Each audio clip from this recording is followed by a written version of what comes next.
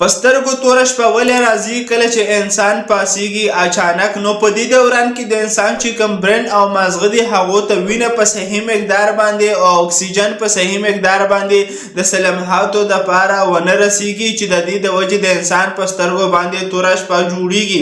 او دا توره شپه په هغو انسانانو باندې زیاتره جوړیږي د چا چې بلډ پریشر اچانک کمیږي یا یې کم وي.